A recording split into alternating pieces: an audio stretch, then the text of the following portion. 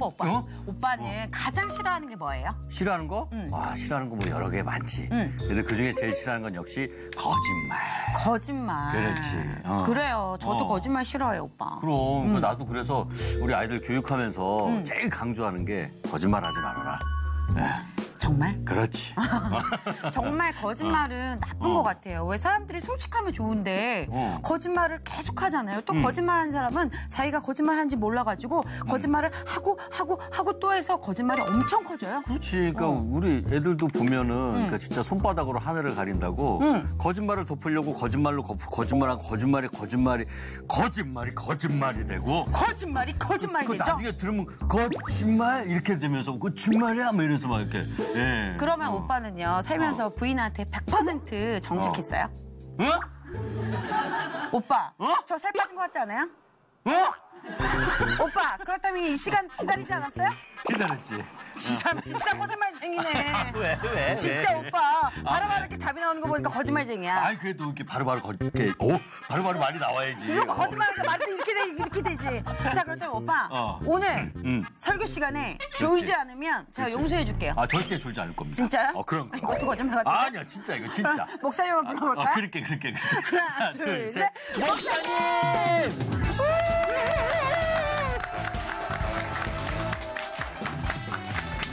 제가 안에서 들어보니까 두 분이 가장 싫어하는 것이 거짓말이라고 그렇게 얘기하셨는데요. 네. 참 저희들이 싫어하면서도 그 거짓말이라는 것은 삶에서 자기 의지와 상관없이 그렇게 할 때가 많잖아요. 네, 그렇습니다. 우리 승대 형제님 최근에 했던 거짓말, 기억나는 거짓말은 어떤 게 있나요? 있습니다. 바로 어제. 네네. 예, 아들이 이제 성적표를 들고 왔는데 네네. 정말 화가 났습니다. 그러나 그래. 이 정도면 괜찮지. 네, 그렇죠. 근데 속에는 자꾸 열이 나더라고요. 근데 거기서 뭐라고 막 하면 가뜩이나 엄마한테 혼났는데 저까지 화를 내면 안 될 것 같아서 네. 선의의 거짓말을. 네. 잘하셨어요. 감사합니다.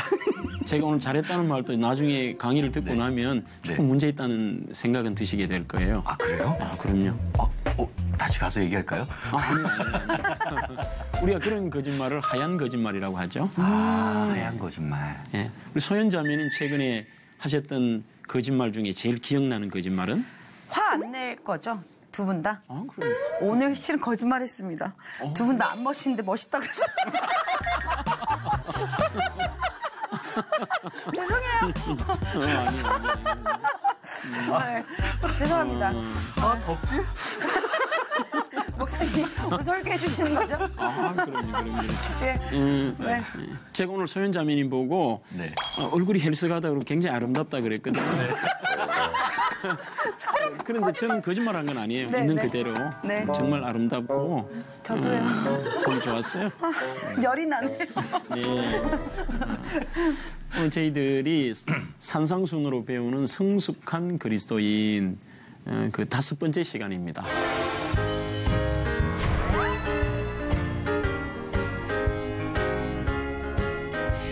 제가 오늘 이 강의는 재미있고 의미 있는 이야기로 시작을 하려고 해요. 네. 부잣집 아들이 있었다고 그래요. 그 부잣집 아들이 참 가난한 집 아가씨를 사랑하게 되었는데 이 아가씨는 그 부잣집 총각이 마음에 들지 않는 거예요. 이유는 다른 것은 다 용서가 되지만 그 남자가 정직하지 못하고 허세가 많은 거죠. 신뢰를 할 수 없고 진정성에 문제가 있는 거예요. 그래서 나는 당신하고 사귈 마음도 없고 당신이 마음에 들지 않는다고 통보를 해요. 그러자 그 남자가 뭐라고 얘기를 하느냐 하면 그래 그러면 내가 지금부터 100일 동안 내 진정성을 보여준다고 얘기를 해요. 그 진정성이 뭐냐?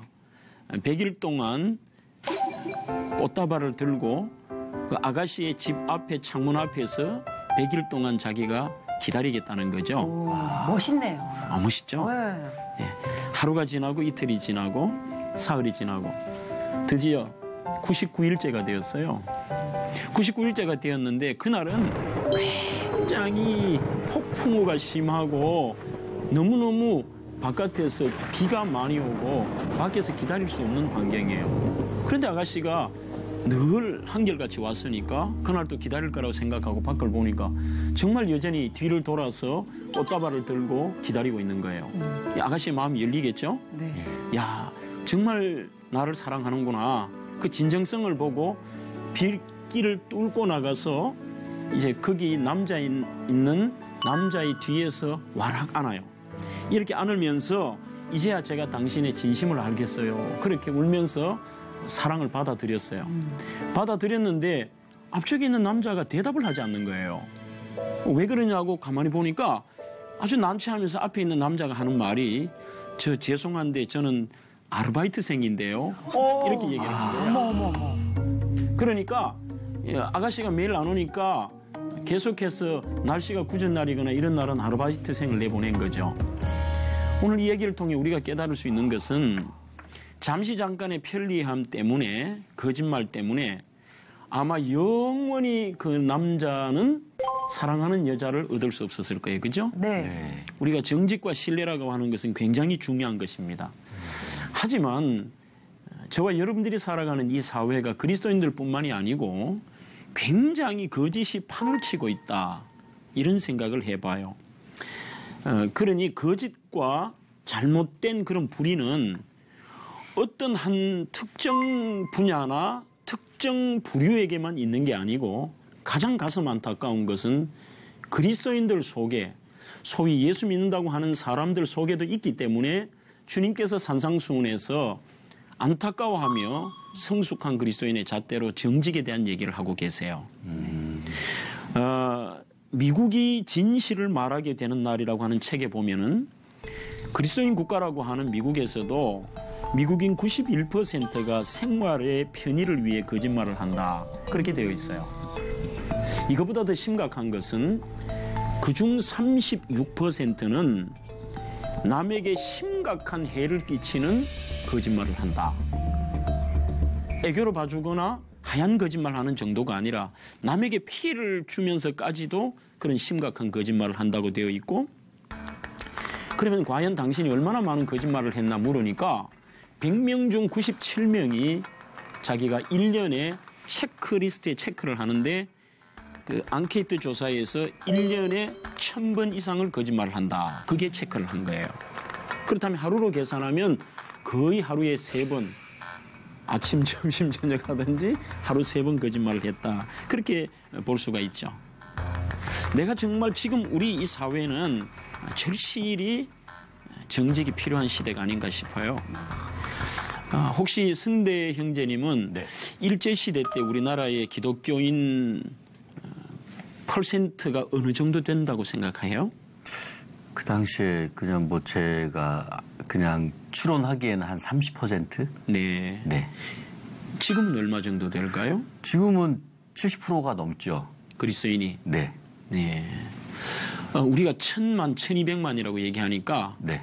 제가 보기엔 한 25% 정도를 본다면은 네. 일제시대 때는 그리스도인들의 인구가 전체 인구의 3%였대요. 100명 중에 3명. 우리는 지금은 굉장히 많은 4명 중에 1명이 그리스도인이라면 하지만 그 3명밖에 되지 않는 100명 중에 3명밖에 되지 않는 그들의 사회적인 영향력은 굉장했죠.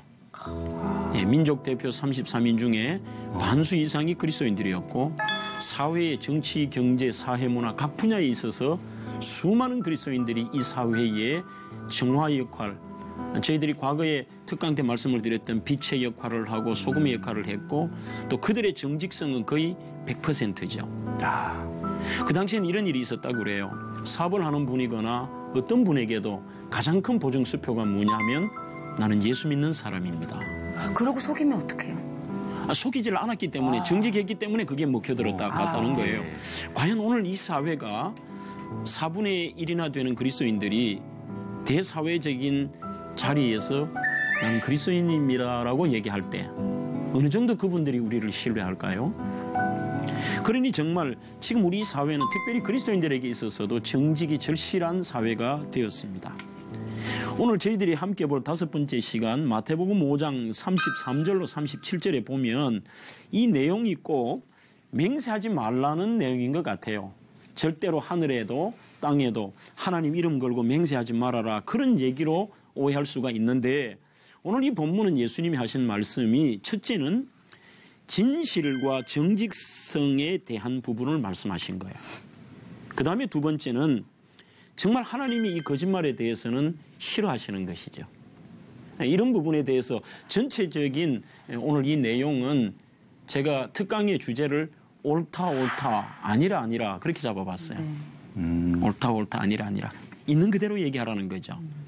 그것이 하나님 보시기에 기뻐하시고 우리 그리스도인들의 깊어지는 인생, 성숙한 그리스도인들의 모습인 것입니다. 제일 먼저 제가 여러분들과 함께 묵상할 내용은 하나님은 우리는 너무 큰 것만을 생각해요. 조금 전에 말씀드린 것처럼 남에게 막 해를 끼치는 엄청난 거짓말들, 전체를 힘들게 만드는 그런 거짓말들 뿐이 아니고 하나님은 우리의 이런 작은 거짓말도 대단히 싫어하신다는 사실이죠. 제일 먼저 우리는 사람들이 왜 거짓말을 하느냐. 소연자매님, 네. 사람들이 왜 거짓말을 할 것 같아요? 당장에 자기네들이 이제 잘못한 것들이 들춰지는 게 싫으니까 네네. 피하려고 살짝, 왜냐면 그냥 그 순간 솔직하면 되는 건데 꼭 피하려고 하다 보면 그 화가 나중에 더 커져서 본인한테 오는 걸 모르고 살짝 피하는 것 같아요. 네. 그리고 저는 요즘 생각하는 건데 예전에는 그리스도인이 가장 정직했다면 지금은 믿는 사람들끼리도 그리스도인을 못 믿는 세대인 것 같아요. 네, 그렇습니다. 매 특강마다 느끼지만 장학생이에요, 그죠?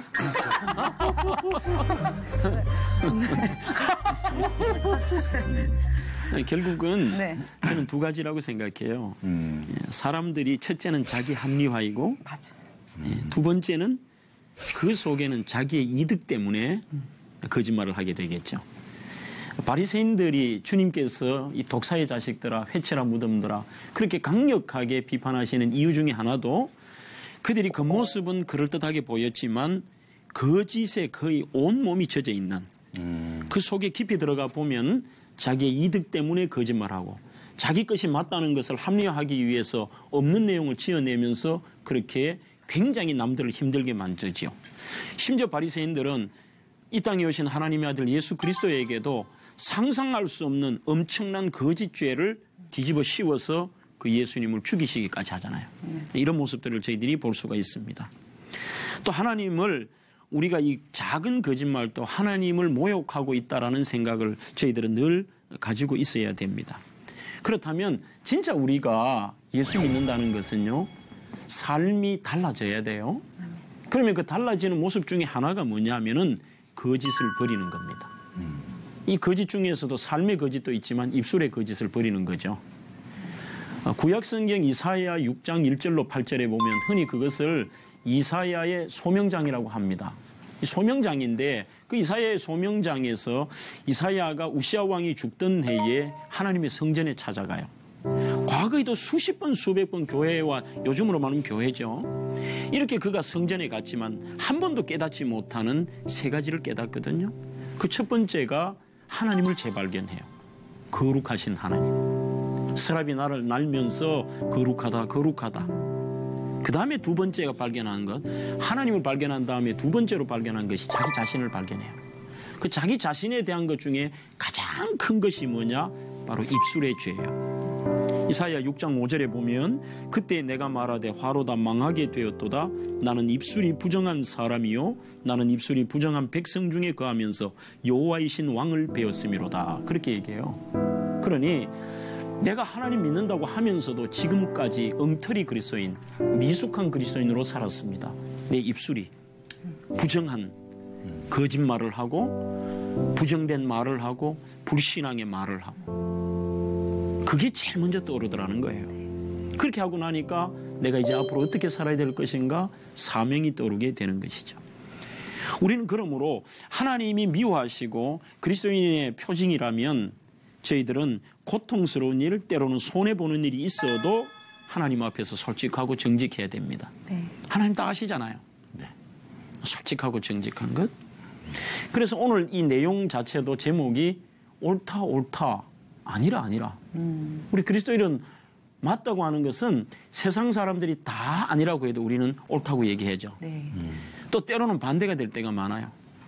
세상 사람들이 다 반대로 얘기해도 우리는 아니라고 얘기할 수도 있고 옳다고 얘기할 수 있는 하나님의 기준으로 그렇게 돼야 되겠죠. 스카펙이라고 하는 분이 있습니다. 유명한 베스트셀러 작가인데 그분의 책에 보면 이런 구절이 있습니다. 정직은 고통 없이 오는 것이 아니다. 사람들이 거짓말하는 이유는 도전과 그에 따르는 고통을 피하려고 하기 때문이다. 그렇게 얘기해요. 여러분, 제가 책을 본 가운데 굉장히 제 마음에 드는 문구가 있는데 저도 부족한 사람이기 때문에요. 하나님은 완벽한 사람이 아닌 솔직하고 정직한 사람을 원하신다. 아멘. 네. 하나님 완벽한 사람 원하지 않아요. 우리 완벽한 사람 없잖아요. 그러나 내가 하나님 앞에 정직하게 살려고 그렇게 치열하게 몸부림치며 사는 사람. 잠언 3장 32절에도 정직한 자에게는 그의 교통하심이 있다고 그래요. 하나님은 거짓된 자와 함께 하시지 않아요. 하나님은 정직한 자와 교통을 하시는 것. 아멘, 아멘. 그래서 우리는 어떤 경우에도 이 정직을 포기해서는 안 됩니다. 제가 세상 사람 중에 아주 좋아하는 분 중에 한 분이 양주동 박사라고 하는 분이에요. 네. 소연자매는 혹시 아세요? 이름만 들어봤습니다. 네. 아마 곡을 얘기하면 아실 거예요. 나 실제 괴로움 다 잊으시고 어머님 은혜를 작사하신 분이시죠. 네, 이분은 국문학자이기도 하고 또 역사학자이시기도 하고 자칭 천재예요.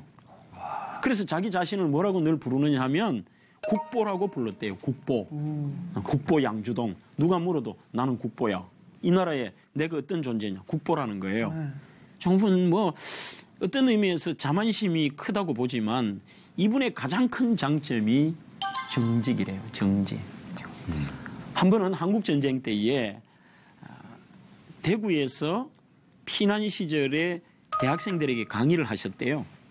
그 강의를 하실 때에 고전문학을 강의를 하시는데 한 학생이 질문을 한 거예요.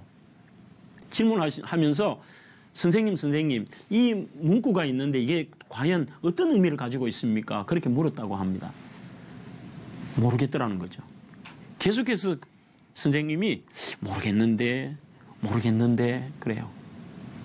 그 정도 되는 위치라면 늘 자기 자신을 국보라고 얘기했다면 대충 둘러대도 학생들 모를 거예요. 자기가 생각하는 의미를 설명해도 모를 텐데 끝까지 모른다고 하면서 나중에 소리를 지르더래요.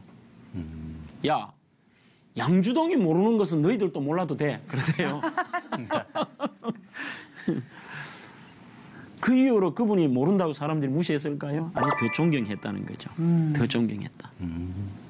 우리는 삶을 살면서 때로는 아무렇지도 않게 이 거짓말을 할 때가 많습니다. 뭐 그런 유머도 있잖아요. 한국 사람들이 많이 하는 베스트 5의 거짓말이 있대요. 첫 번째는 뭐 이런 광고를 여러분들 자주 보시죠? 지하철역에서 5분 거리. 아, 맞아요. 네. 넘어지면 코달. 네.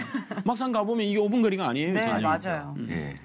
그 다음에 4위가 음주 운전을 하신 분들이 딱 한 잔만 먹었습니다. 아. 3위는 음식점에서 네, 방금 출발했습니다. 맞아. 지금 면이 아직 들어가지도 않았는데 방금 출발했습니다.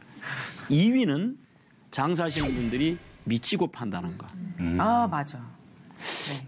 그 다음에 1위는 좀 씁쓸한 이야기입니다만 그러지 않은 분도 계시죠. 정치인이래요. 한 푼도 안 받고 떳떳합니다. 좀 가슴 아픈 얘기예요. 그래서 저는 이 성도는 진실을 말하는 습관을 가지는 게 중요하다고 생각합니다. 네, 진실을 말하는 어디에서든지 어느 장소에서든지 진실을 말하는 습관. 영국에서 이런 일도 있었대요. 목사도 마찬가지거든요. 영국의 어느 시골에 존경받는 목사님이 런던으로 이렇게 차를 타고 이동을 하실 일이 있었는데 버스 요금을 내고 그 당시만 해도 운전사에게 냈는데 내고 이렇게 들어가서 보니까 잔돈을 더 받은 거예요. 그래서 운전사에 갖다 줘서 이거 오늘 내가 잔돈을 더 받았다고 더 주셨다고 주니까 그때 운전사가 이렇게 얘기하더래요. 목사님 죄송해요. 실은 지난주에 목사님 교회가 설교를 들으니까 목사님이 정직에 대한 설교를 했다는 거죠. 그래서 오늘 제가 목사님을 테스트를 해보았다는 거예요. 어머나. 만약 목사님 그대로 갖고 있으면 어떻게 됐을까요? 그래도 이런 테스트하는 교인이 없기를 바랍니다. 테스트한 자가. 여러분 오늘 여러분들에게 제가 꼭 결과를 미리 말씀을 드리고 싶어요. 어떤 일이 있어도 처음에는 손해보고 내가 자존심도 상하고 하기 어려울지라도 정직한 자의 형통함을 믿어야 됩니다. 아멘. 그리고 정직한 자의 결과는 늘 아름답습니다. 아멘. 아멘. 그리고 더 중요한 게 있죠. 우리가 때로는 정직하면서 나만 당하는 것 같고 나만 손해보는 것 같고 억울하지만 하나님은 아신다는 거예요. 아멘. 로버트 클린턴이라는 분의 영적 지도자 만들기라는 책에 보면은 영적인 지도자, 그리스도인들에게는 이 세 가지의 요소가 있어야 되는데 첫 번째가 정직성이에요. 그 다음에 두 번째가 하나님의 말씀에 대한 순종, 그리고 세 번째는 자체의 말씀. 이렇게 세 가지를 얘기합니다. 오늘 제가 이 강의를 마무리하면서 정말 이 시대에 어떤 의미에서 그리스도인들에게는 진짜 그리스도인이라면은 이것을 고민할 필요도 없겠죠. 하지만 바리새인과 같은 그리스도인, 성숙하지 못한 분들은 우리의 삶에 크고 작은 거짓말을 해요.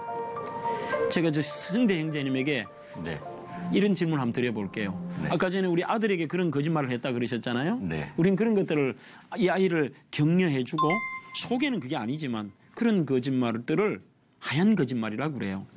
아이고 정말 그분에게 격려해주기 위해서 이런 하얀 거짓말을 할 때가 많죠. 우리 이런 얘기도 있잖아요. 사람의 생명을 살리기 위해서 거짓말을 누가 따라오는데 숨겨주고 아이고 없다고 하는 거 거짓말이잖아요. 아, 그러면 하얀 거짓말은 거짓말일까요? 거짓말이 아닐까요? 어렵네요. 그래도 거짓말이죠. 소연자매님은? 그것도 거짓말인 것 같아요. 그럼요. 네. 어유 장학생. 그것도 거짓말이에요. 네. 그렇지만 사람의 생명을 살리는데 우리는 그걸 거짓말이라고 하는데 하나님의 기준은 그것도 거짓말이에요. 아, 그렇지만 생명과 관련된 일이나 사람을 세우는 일이라면 우리가 그런 것들을 하얀 거짓말은 하나님 보시기에 거짓말이지만 용납하시는 거짓말이 아닐까. 용납하시는 거짓말이 아닐까. 그러면 우리는 이게 하얀 거짓말일까 아닐까 잘 모르잖아요. 잘 모르기 때문에 가장 중요한 잣대는 모든 부분에 있어서 우리가 정직하게 사는 것. 이거 굉장히 중요하다고 생각합니다. 네. 오늘 강의 승대 형제님 어떤 생각이 드셔요? 네. 그러니까 뭐 나름대로 정직하게 살았다고 생각을 했었는데 네. 그게 아니라 그러니까 일상생활 중에서부터 작은 거짓말부터 없애야겠다. 네. 네.